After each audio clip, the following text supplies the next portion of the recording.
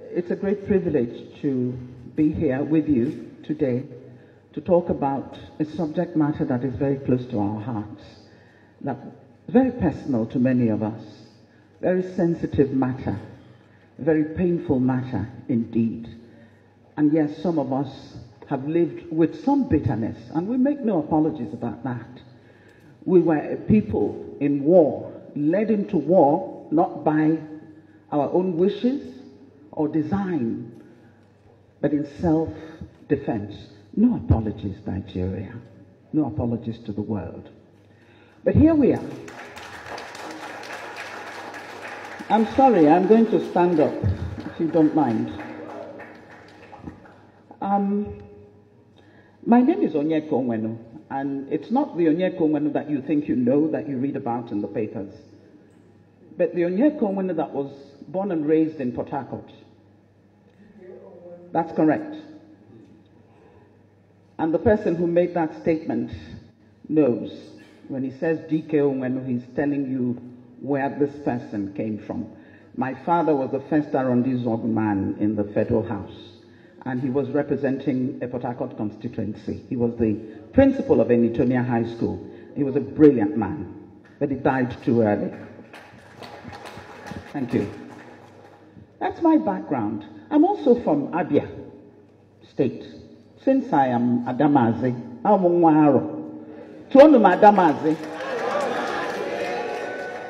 I'm from Imo State, Arrondissement, and I'm from Anambra, where my mother comes from. I can go there and live. I can do anything I want in Anambra. Nobody can say anything to me.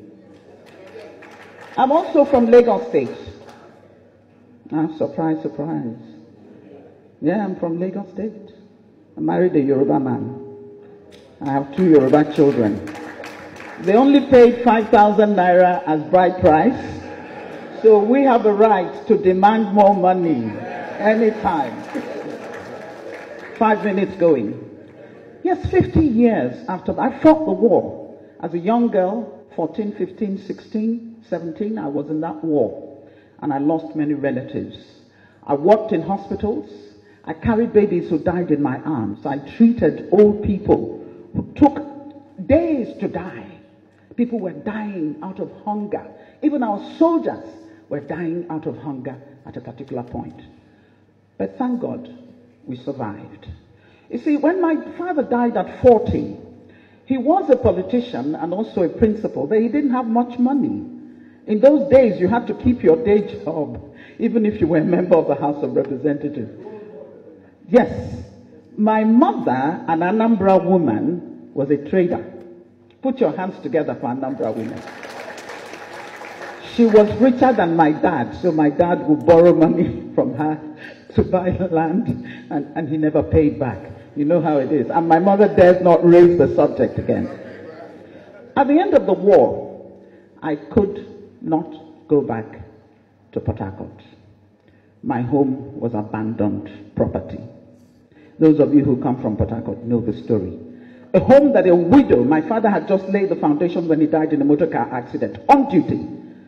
A building that a widow, and living just adjacent to us, the Ikopus on Hospital Road, we could see you, we could relate. In fact, I thought we were related, because every family in Port Harcourt was together. You didn't care where they came from or who they were. Once you're from Port Harcourt, every parent had the right to reprimand another child that you saw misbehaving. It was a beautiful town, but we couldn't get back to it. So for me, the Civil War never ended. At the end of that war, my father, oh no, it never ended. It's still going on. I had no family house.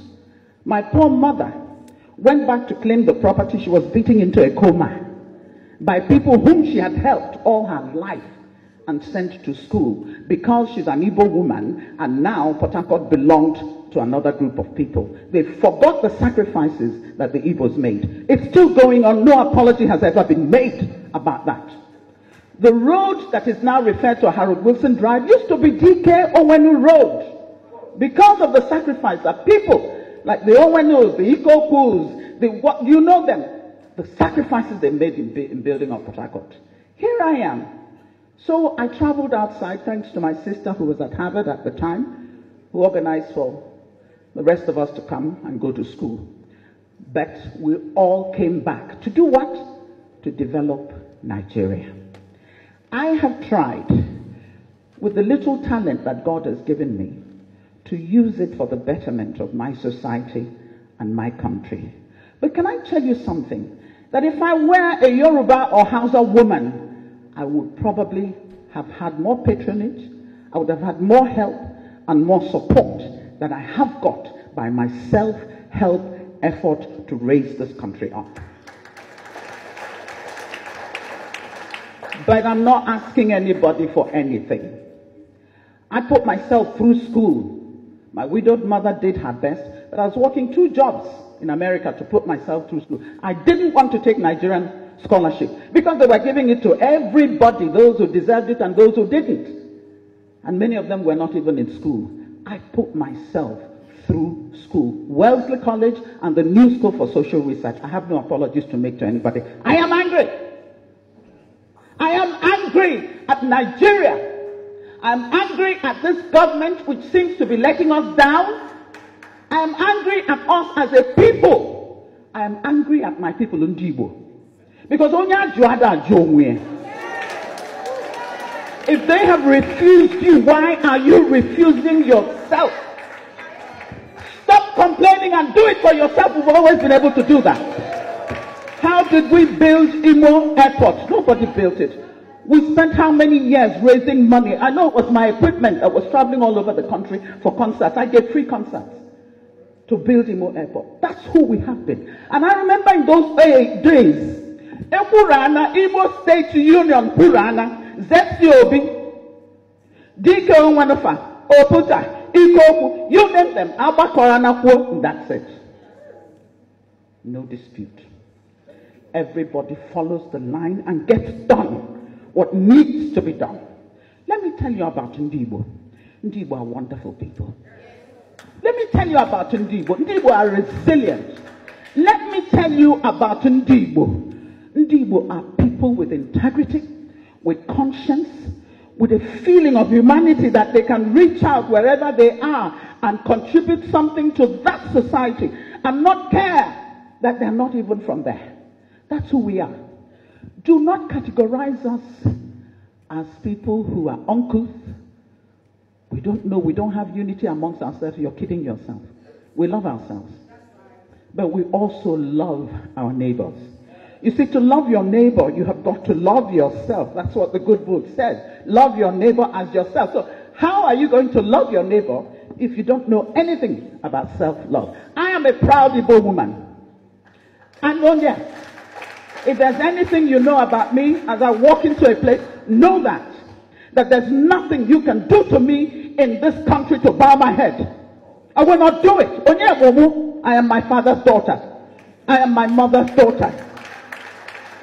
As an Igbo person, I stand before you committed to the project called Nigeria. But at the same time, you talk about never again.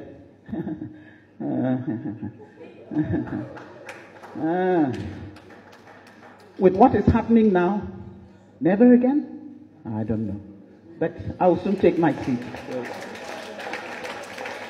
Let me say to the rest of Nigeria, you insult us, and sometimes we do the insulting as well, and that's terrible. We've come to a stage where we have to be insulting each other so badly. But go ahead. We will not succumb. We will not bow. We are children of God. We are here for a purpose. God has put us on this good earth for that purpose. You cannot drive us to the sea. You cannot tell us to shut up and take the pain that you are inflicting on us, abuse us on top of it. Listen, if you don't want us, then let us go. Thank you.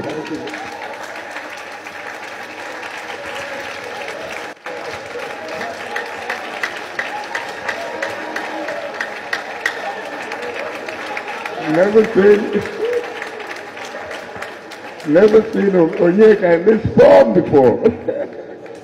Thank you very much.